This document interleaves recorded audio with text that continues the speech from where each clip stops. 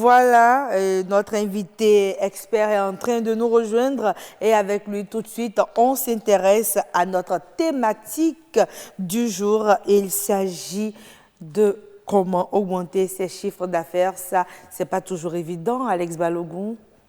Bonsoir. Bonsoir. Alors, un visage que vous connaissez et que vous reconnaissez certainement, mesdames et messieurs. Donc, ce soir, il nous dit tout sur comment augmenter ses chiffres d'affaires. Moi, déjà, je voulais savoir si tout le monde, tout entrepreneur peut aspirer à l'augmentation de son chiffre d'affaires.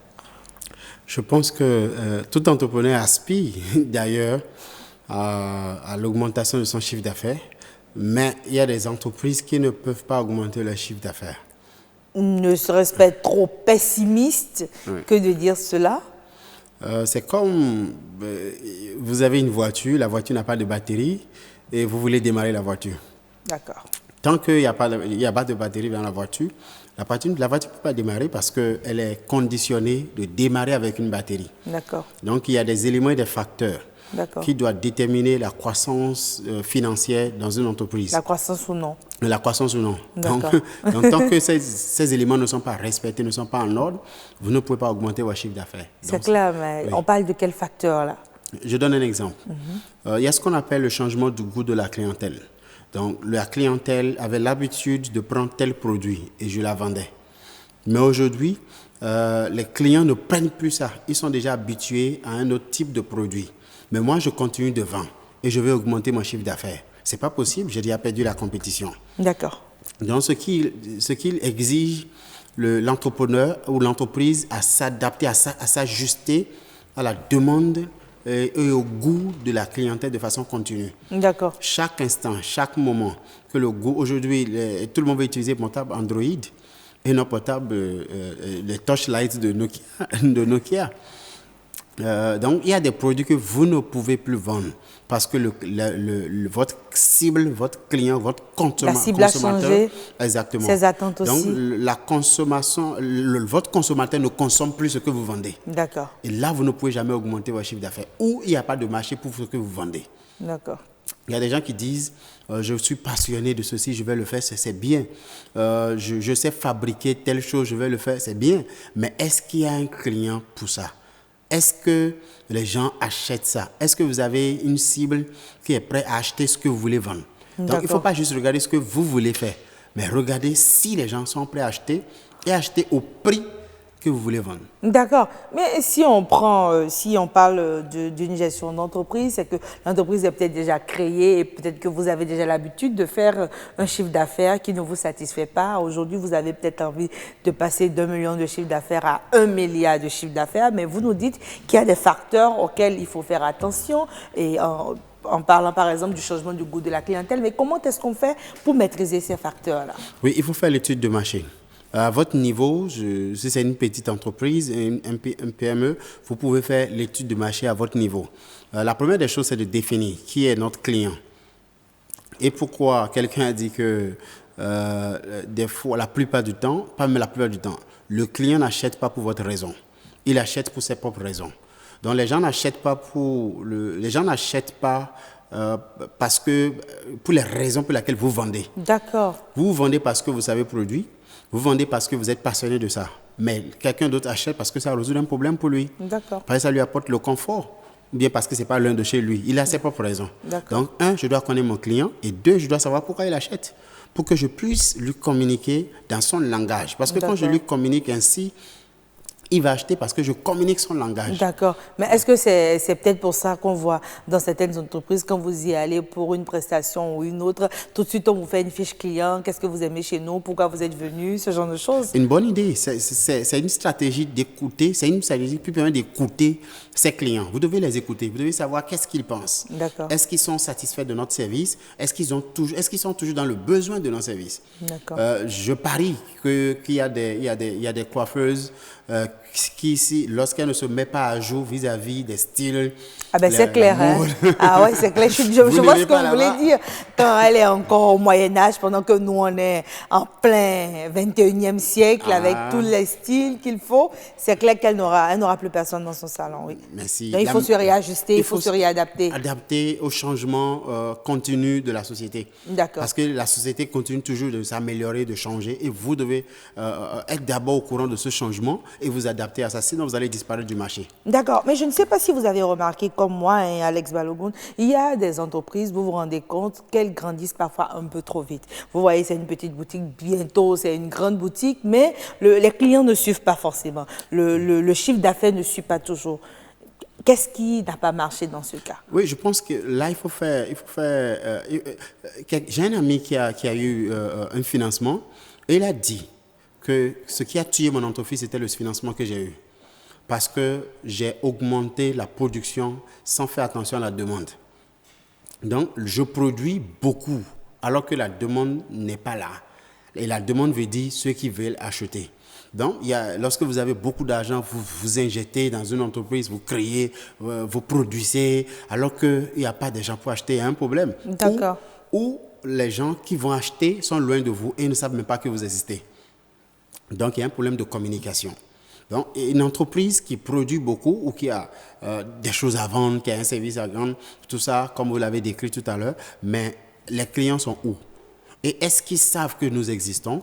Et quelle est la raison pour laquelle ils doivent venir acheter chez nous ou bien on se déplace vers eux? D'accord. Sinon, grandir trop vite, c'est dangereux, c'est très dangereux. Ça peut tuer l'entreprise. D'accord. Alors, ça m'amène à vous demander tout de suite, quand on a envie d'augmenter ses chiffres d'affaires, quelles sont les différentes étapes à franchir? Oui, comme j'ai dit, la première chose, définir votre client cible. D'accord. 2, comment est-ce que vous communiquez avec votre client? La communication. La communication. Est-ce que aujourd'hui, toutes les entreprises doivent communiquer en ligne? La communication digitale est devenue incontournable. Parce que lorsque vous communiquez lorsque vous communiquez en ligne, par exemple, vous arrivez à être avec le client chez lui à la maison. Même quand il est dans sa chambre, il est en train de voir vos produits. Est-ce que vous pouvez imaginer le nombre de produits que vous avez achetés cette année jusqu'en voyant ça sur les statuts de WhatsApp? C'est clair. Donc, les gens n'ont pas compris que le marketing traditionnel a déjà changé. On n'est plus dans ce genre de stratégie de marketing. On a changé de paradigme. On a changé de paradigme. Donc, aujourd'hui, beaucoup de produits sont vendus uniquement sur les statuts de WhatsApp. Donc, pourquoi ne pas alors utiliser ces statuts de WhatsApp? D'ailleurs, j'ai l'habitude de dire, au lieu d'utiliser les statuts de WhatsApp pour communiquer vos émotions, je dis, il m'a laissé le connard. C'est notre journal intime. Je ne suis pas d'accord avec vous. Surtout pour les femmes.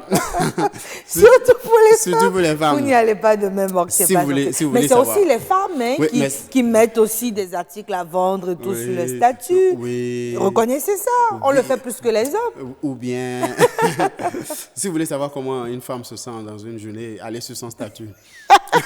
Pas toutes les femmes, bien sûr. Revenons à notre sujet, on en était donc aux différentes étapes. Alors que moi, je pense que les statuts WhatsApp, les profils WhatsApp, la même chose sur Facebook, c'est déjà une boutique en ligne. D'accord. C'est déjà une vitrine en ligne où vous pouvez montrer vos produits aux gens, tout ça.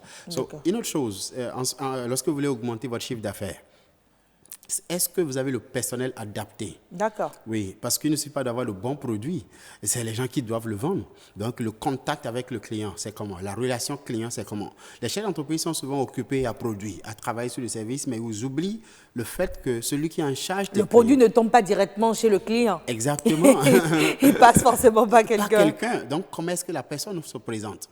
Comment est-ce que la personne vend le produit? J'ai un exemple intéressant. Un bec qui va dans une maison où on vend la Bible.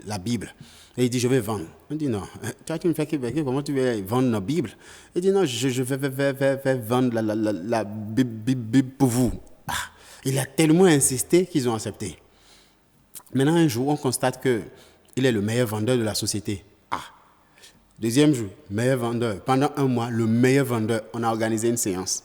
On dit, viens apprendre aux gens ici comment tu arrives à vendre la Bible. Il dit, quand je prends la Bible et que je vais dans la maison des gens, je frappe à la porte et je demande s'il veut que je lui lise la Bible, il va acheter la Bible. Ah, Donc il demande, d'accord. est-ce que tu veux que je te lise la Bible ou bien tu vas acheter? La personne dit, j'achète. C'est mieux pour moi.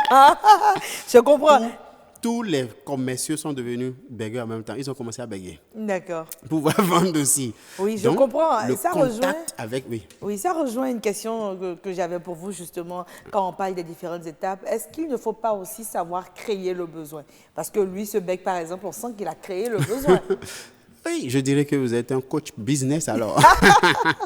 Il faut savoir créer le besoin aussi chez le client. Oui. Il y a ce qu'on appelle la psychologie du besoin. On peut créer le besoin, on peut influencer le besoin, le client à savoir qu'il en a besoin.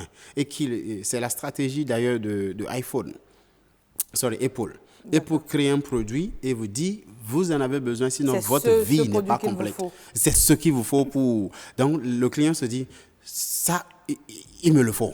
Et les mêmes choses aussi lorsqu'on propose des modules de formation.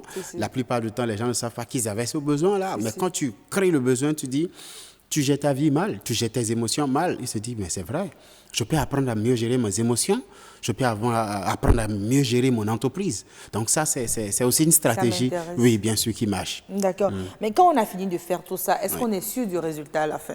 On est sûr d'avoir ces chiffres d'affaires augmentés? Une autre chose aussi, lorsqu'il s'agit d'augmentation des chiffres d'affaires, c'est la gestion de ce que vous avez déjà.